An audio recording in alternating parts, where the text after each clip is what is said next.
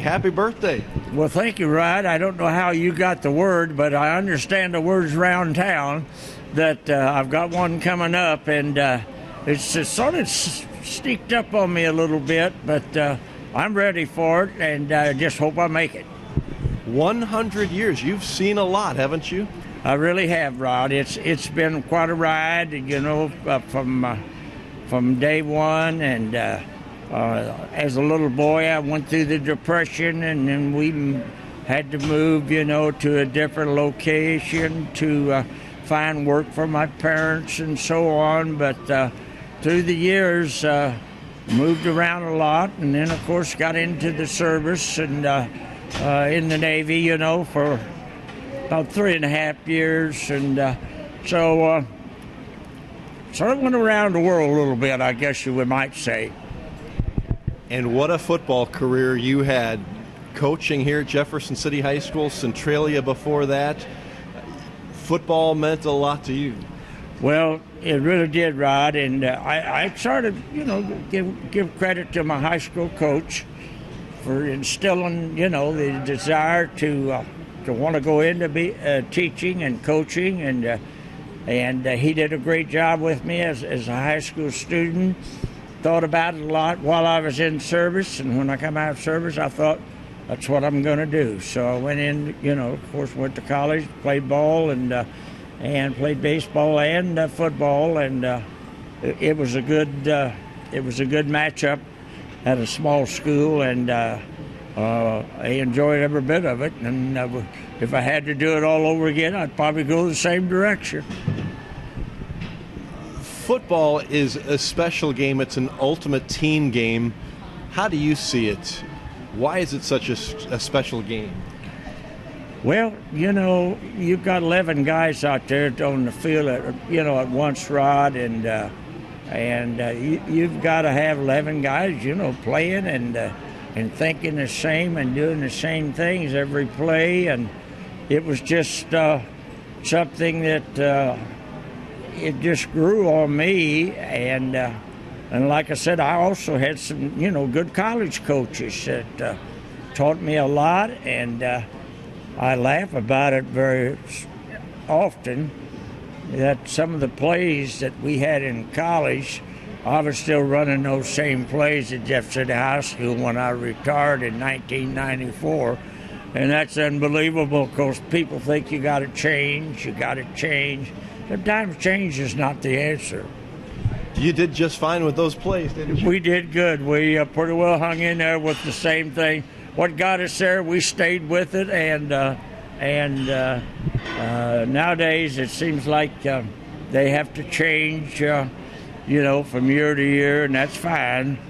But if it worked for us one year, it was probably going to work the next year, because our fundamentals didn't change, and we were just, I had some coaches who wanted to change, but since I was the head coach, we didn't make much move.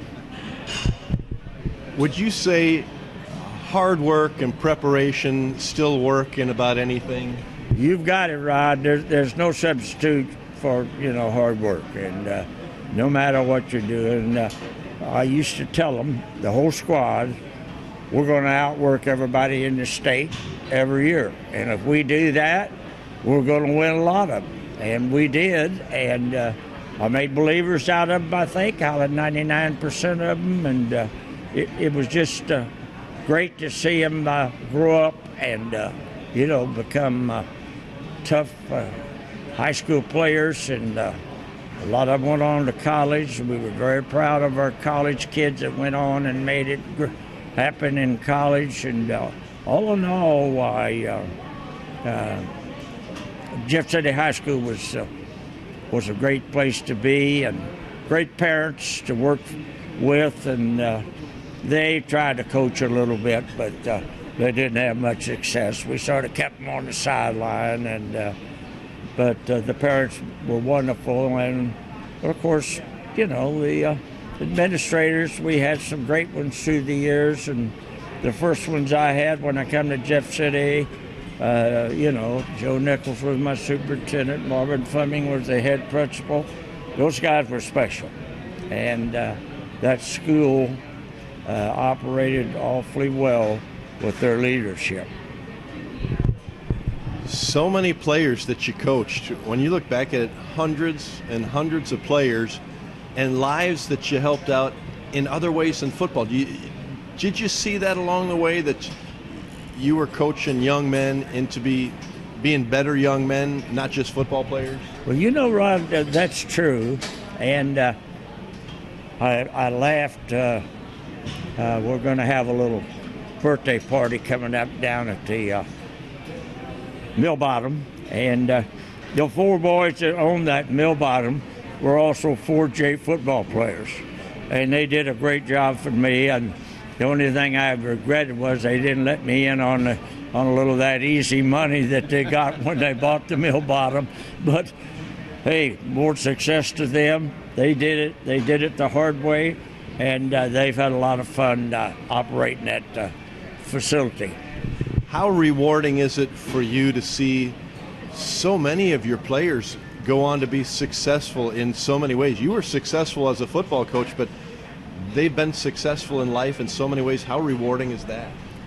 You know, I think it's just, you know, the fact that the work ethic that we instilled in them as young men, and over there at JC, and then being a part of a winning tradition and a winning